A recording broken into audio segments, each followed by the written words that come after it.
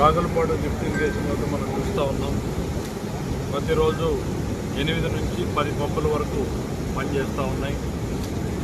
వర్షాలు ఎక్కువ వచ్చిన రోజున కంట్రోల్ కోసం తగ్గించడం, మళ్ళా వెంటనే 10 పంపులకు పెంచడం, ఈ రకంగా మెయింటైన్ చేస్తూ ఉన్నారు.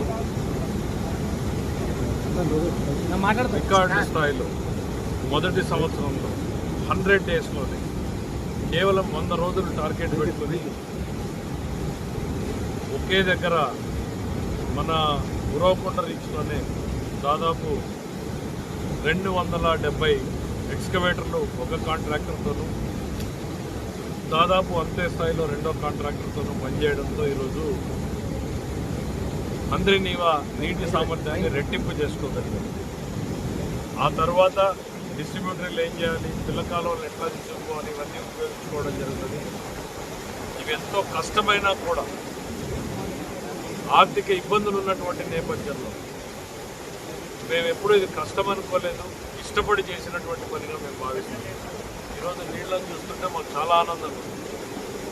జిల్లా రైతుల జీవితాలకు ఒక నమ్మకాన్ని ఇచ్చేటువంటి ఈ నీళ్ళని చూస్తే ఇదే రెట్టించినటువంటి ఉత్సాహంతో పనిచేసి హంద్రీనీవా మీద ఉన్నటువంటి మిగిలిన ప్రాజెక్టు అన్నింటినీ కూడా సాధ్యమైనంత తొందరగా పూర్తి చేసి అనంతపురం జిల్లాకు రైతాంగానికి ఏ నమ్మకంతో అయితే అన్ని స్థానాలు గెలుచుకున్నారో ఆ నమ్మకాన్ని కూడా పనిచేస్తామని ఇవాళ జగన్మోహన్ రెడ్డి గారు 2019లో ఉరవకొండలో జలదీక్షకు వచ్చాడు.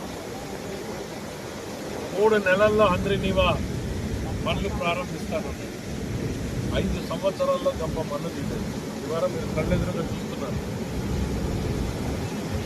1 సంవత్సరంలో మేము పని చేయగలిగాం.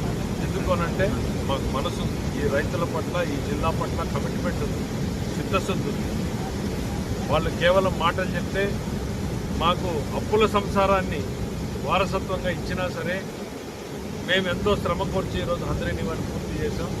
ఈ జిల్లా రైతుల నమ్మకాన్ని వమ్ము కానియకుండా పనిచేస్తామని మరొకసారి తెలియజేసుకుంటున్నాం. అట్లానే ఇవాళ వస్తున్నటువంటి నీటితో PABRని నింపుతున్నాం.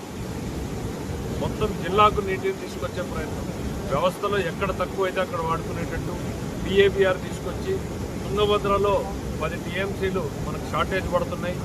ఎంత మేరకు వీలైతే అంత మేరకు వాటిని కూడా కవర్ చేసే రకంగా తీసుకెళ్తున్నాం. PABRని కూడా స్ట్రెంగ్తెన్ చేస్తాం. ఆ తర్వాత కింద MPRని స్ట్రెంగ్తెన్ చేస్తాం. జిల్లాలో ఉన్నటువంటి ప్రతి రిజర్వాయరు, అవకాశం ఉన్న ప్రతి చెరువుకు నీళ్లు అందించే రకంగా హంద్రీనీవాని రూపొందిస్తామనేటువంటి తెలియజేస్తాం.